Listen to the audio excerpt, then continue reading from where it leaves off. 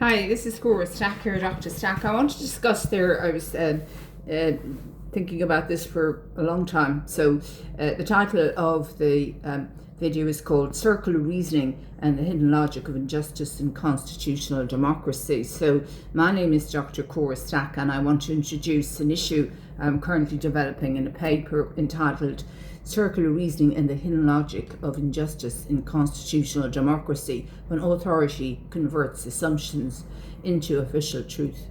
This is a paper about logic, justice, decision-making, power, and accountability. The concern is simple but very serious. Sometimes injustice does not happen only because the wrong facts are found. It can also happen because the reasoning structure is closed. Now, it's very hard to spot it.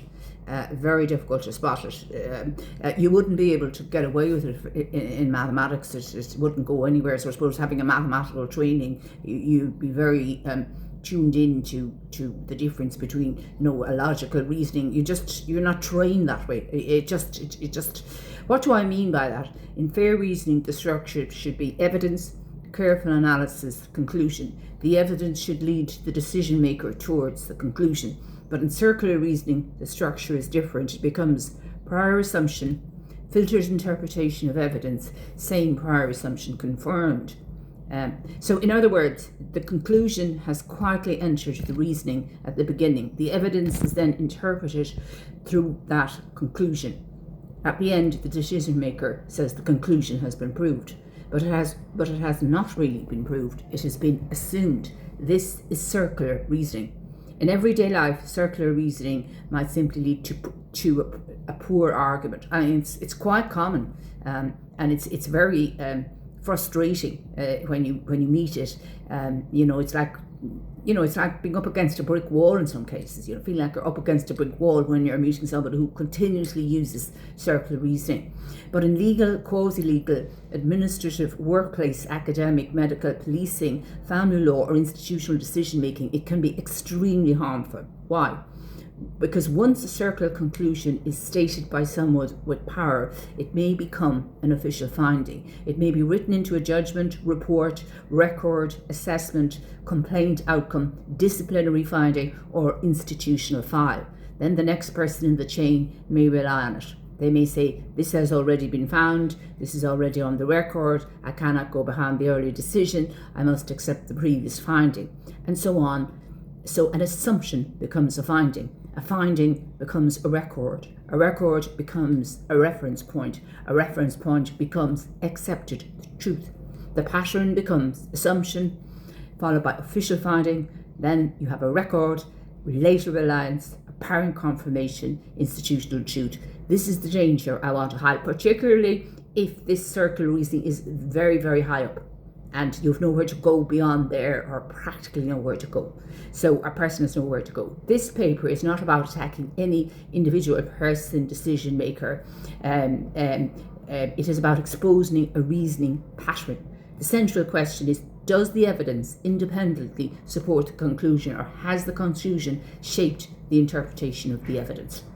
So let me say that again. The central question is, does the evidence independently support the conclusion, or has the conclusion shaped the interpretation of the evidence? That question matters deeply in a constitutional democracy, because legal authority is not the same thing as logical validity. A decision may have legal force and still contain circular reasoning. A finding may be official and still may be logically flawed. A conclusion may be powerful and still require scrutiny. One of the most damaging examples of this can arise in credibility findings. Supposing the hidden assumption is this person is, inverted commas, unreliable. Once there are any other negative opinion about a person, this person is, inverted commas, unreliable.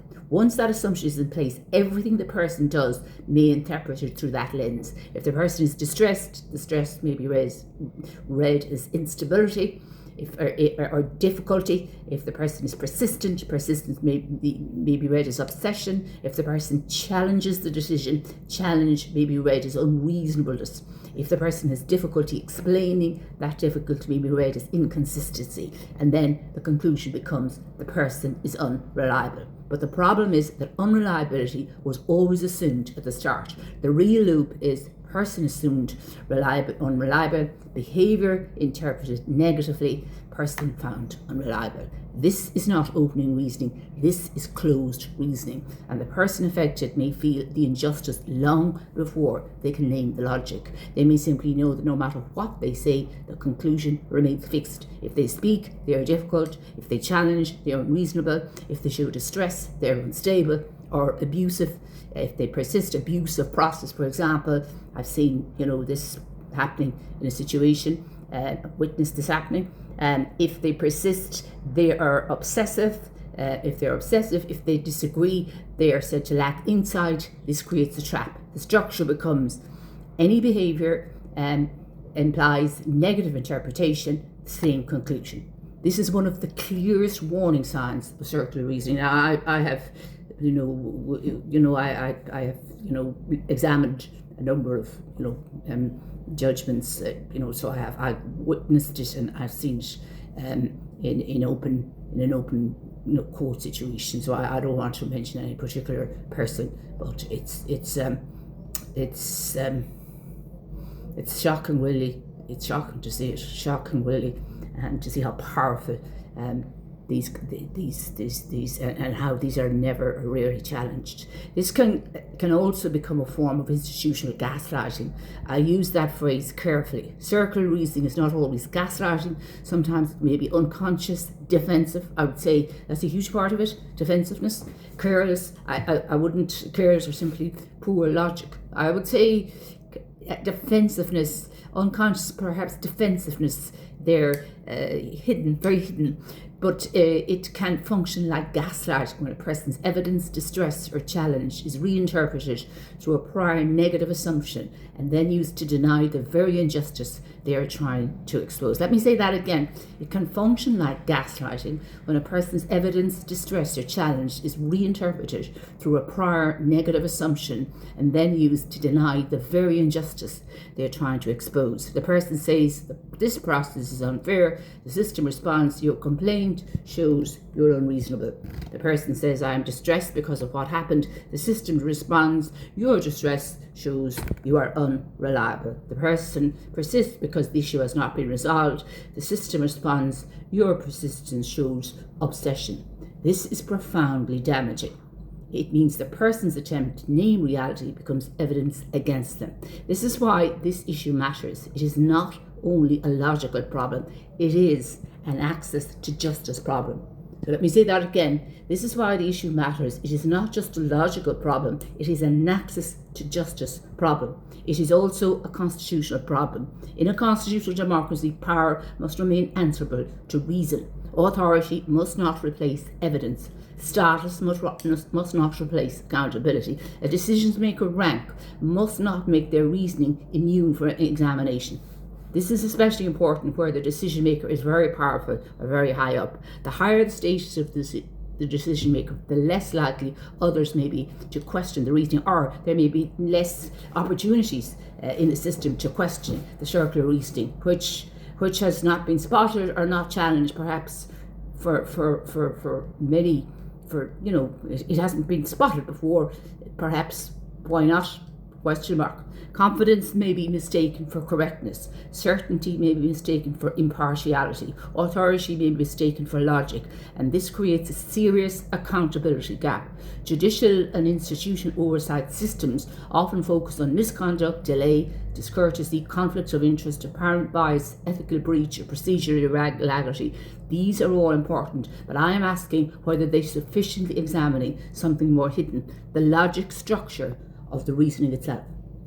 Were alternative explanations considered? Could any evidence have changed the conclusion? Was a label doing the work that evidence should have done? Was the person's challenge used as evidence against them? Was later reliance mistaken for independent confirmation? These questions should matter, because if circular reasoning is not named, it is not tracked. If it is not tracked, it is not corrected. And if it is not corrected, it can harden into institutional injustice. This paper also considers whether circular reasoning may sometimes be reinforced by cognitive bias, motivated reasoning, rationalization, projection, denial, black and white thinking, rigidity, defensive reasoning, intolerance of challenge, or hidden personality-linked traits. This is not about diagnosing anyone. It's not about saying the disagreement with the decision maker proves there's a personality dysfunction. The point is more careful. If a powerful decision maker cannot tolerate challenge, cannot revisit assumptions, cannot consider alternative explanations, and treat disagreements as proof of defect in the other person, then the reasoning may become closed. The person affected may not know the psychological language. They may not know the terms circular reasoning, confirmation bias, defensive projection, rationalization, splitting, or institutional gaslighting. That's a very complex concept, splitting. But they may feel the injustice, and sometimes the feeling is the first signal that the reasoning itself needs to be examined. The core safeguard is simple. Ask, does the evidence independently support the conclusion, or has the conclusion shaped the interpretation of the evidence? This is a question at the heart of my upcoming paper. Again, it is not about attacking individuals or institutions. It's looking at a pattern, and from that pattern, a concern arises about a concept called circular reasoning. It is about protecting justice. It is about protecting constitutional democracies. It's about ensuring that powerful decisions are not merely formal but genuinely reasoned. Because in a fair system, authority must never replace logic, and official truth must never be built on an untested assumption. Thank you for listening. I will continue developing this work and sharing the key ideas as the paper progresses. If this issue matters to you, please join the conversation, share your thoughts, and help bring more attention to the hidden reasoning patterns that can damage access to justice. Thank you.